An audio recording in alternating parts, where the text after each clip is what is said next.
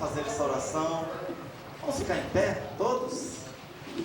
Aleluia!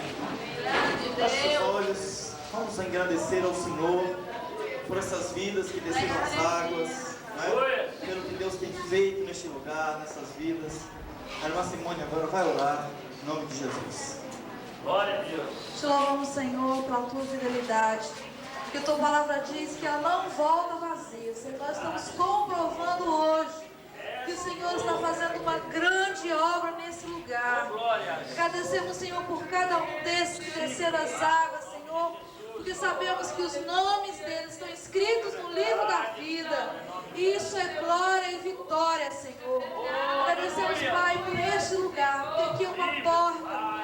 As pessoas podem ouvir de Ti, Senhor, ouvir da salvação. Em nome de Jesus. Amém. Amém.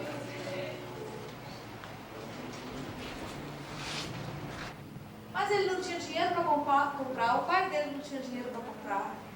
E ele começou a pensar: o sonho da minha vida é ter um barco. Quando eu crescer, eu vou trabalhar e quero ter um barco. E ele ficava horas na beira do rio, olhando os barcos subirem e descerem do rio Paraguaçu. E um dia ele falou: meu pai, você podia me fazer um barco? Pega uma árvore, uma madeira, faz um barco para mim. Eu quero tanto ter um barco, eu não tenho brinquedo nenhum. E o pai ficou com aquela dor no coração, porque quando o filho da gente pede alguma coisa para a gente gosta, a gente quer dar, não é mesmo? E no caso dele, muito mais ainda, porque ele não tinha brinquedo nenhum, não tinha nada. O sonho dele era ter um barco. Então o pai dele realmente pegou um pedaço de madeira, pegou um canivete e começou a fazer um barquinho com um canivete. Ele não conseguia fazer um grande, nem tinha material para fazer um barco grande. Mas ele pensou assim: no dia do aniversário do meu filho, eu vou dar um barquinho para ele de madeira, para ele brincar na beira do rio. E levou meses com aquele canivete fazendo aquele barquinho. E no dia do aniversário do menino, ele trouxe então aquele embrulho bonito. Meu pai, o que é isso? Você vai gostar. Quando você abrir, você vai ver que é uma coisa que você quer muito. Ele pensou: não é um barco, porque é muito pequeno, né? Mas quando ele abriu, ele viu que era um barquinho lindo. E o pai dele teve o cuidado de colocar vela, de fazer os detalhes do barco. Era uma gracinha o barco. E ele abraçou e falou: ai, meu barquinho, meu primeiro barco. Amarrou a cordinha no barco e ele soltava, a correnteza do rio levava, depois ele puxava de novo aquele barquinho.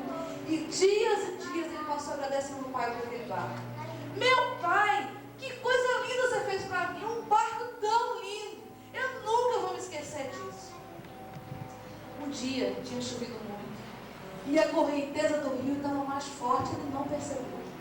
Quando ele soltou aquele barquinho no rio, a corda arrebentou e o barquinho foi embora. Ele passou o resto do dia chorando. Meu Deus, meu barquinho era tão lindo, meu pai que me deu. E agora eu não vou conseguir o barco igual. Chorou. Passou meses ele chorando. E um dia o pai dele falou: olha, vamos na cidade passear, você está muito triste. Vamos olhar as vitrines na cidade, vamos passear. E quando ele está passeando, acho que a cidade maior daqui é Queimados? Certo? Por aí. Estava passeando e de repente ele olha na vitrine. Olha quem estava na vitrine de uma loja. O barco.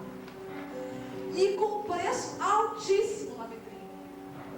Meu pai é meu barco? Não, meu filho, não pode dizer. É meu barco, meu pai. Estava naquela vitrine, ele entrou na loja. Moça, esse barco é meu. Não, meu filho, eu achei no rio. Não, mas é meu pai fez para mim, ele soltou no rio, é meu. Não, meu filho, eu achei esse barco no rio. Quem perdeu, está perdido. Quem achou, eu achei. E ele chorou, o pai dele chorou, mas não teve jeito, não deu barco.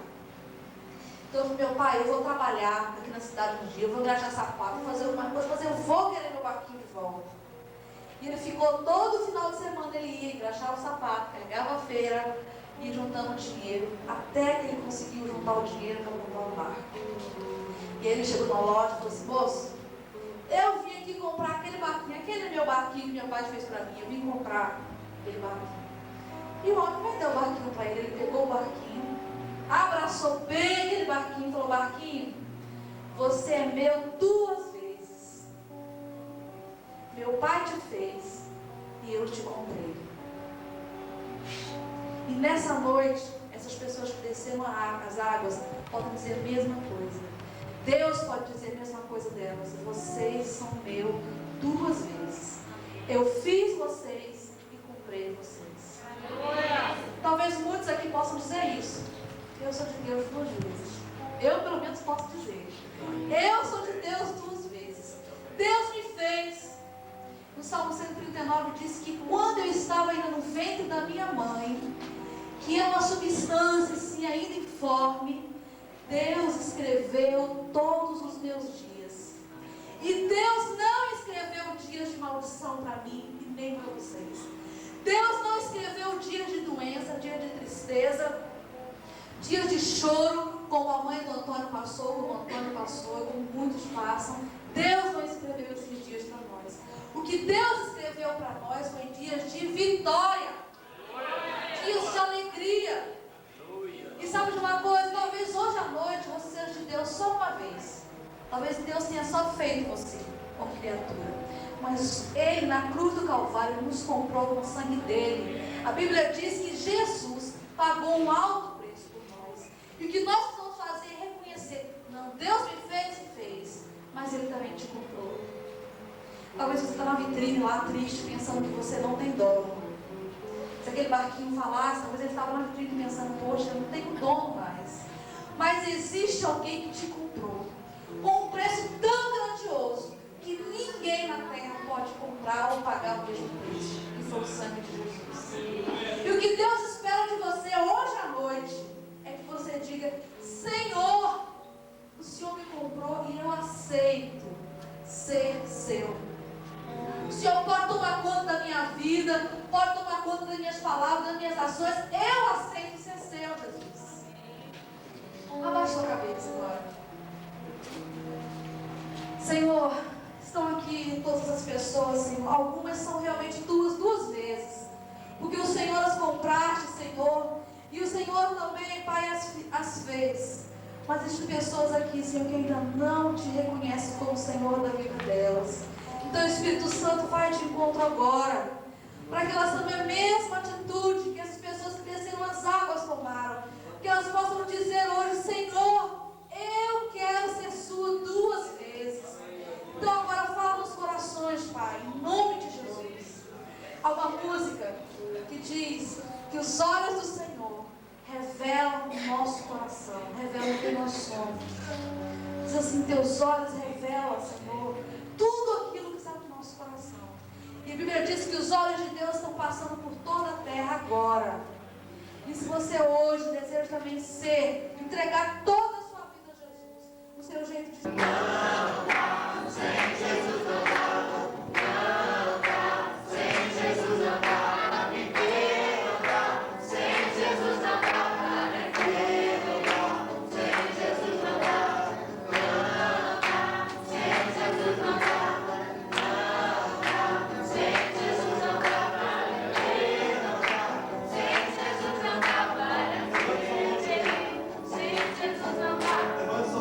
Agora e diga: Senhor Jesus, neste momento eu consagro a minha vida ao Senhor.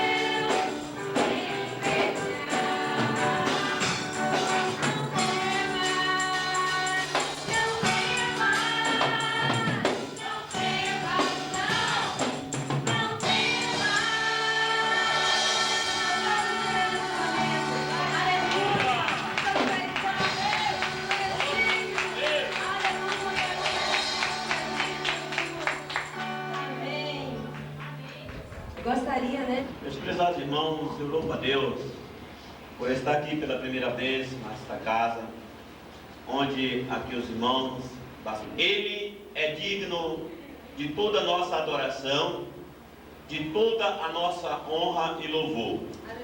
Louvado seja o nome de Jesus. Tudo isto que podemos contemplar nessa noite, o que já contemplamos, louvado seja o nome de Jesus, todo este louvor é para a honra e glória do Senhor Jesus. Amém. Se não fosse a sua misericórdia, nós não estaríamos aqui.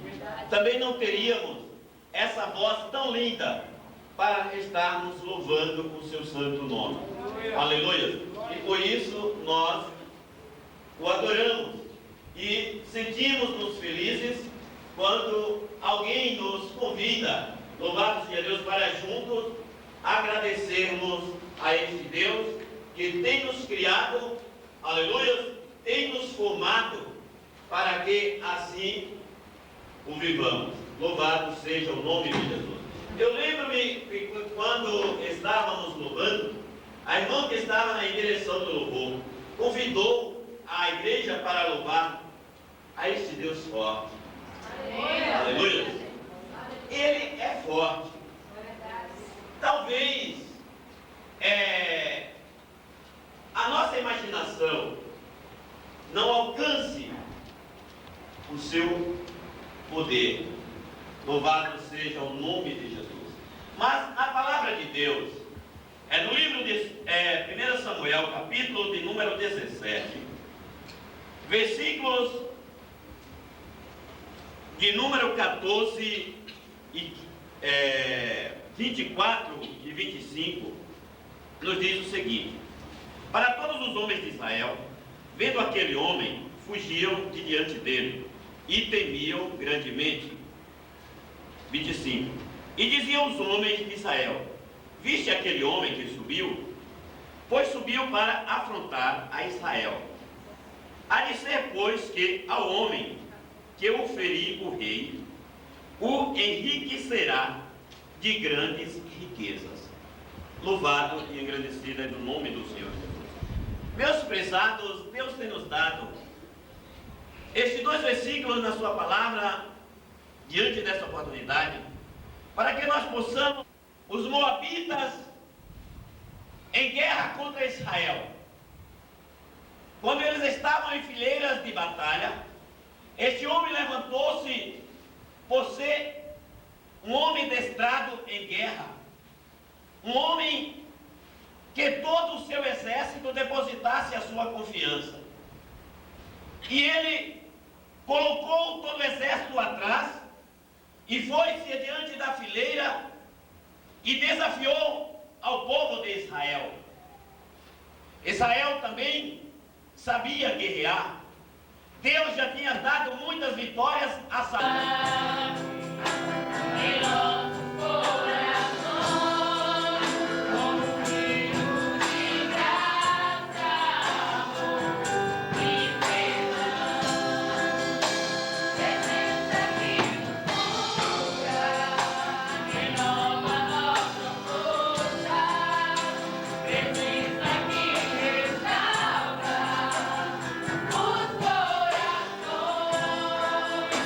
Presença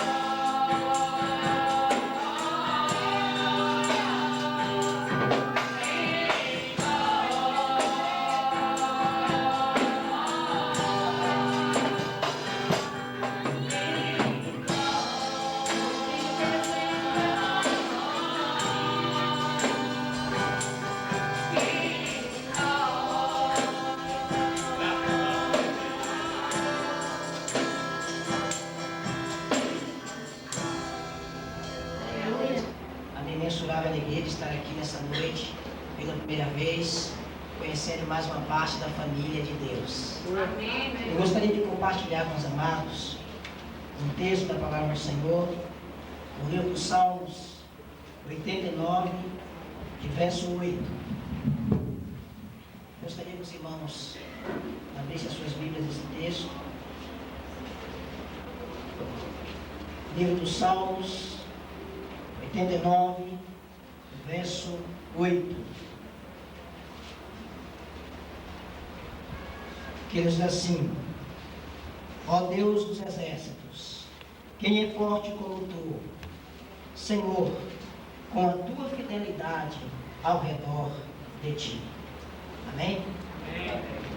Queridos, esse texto, ele deixa claro para todos nós que o Deus que servimos, ele é o Senhor, Deus dos exércitos.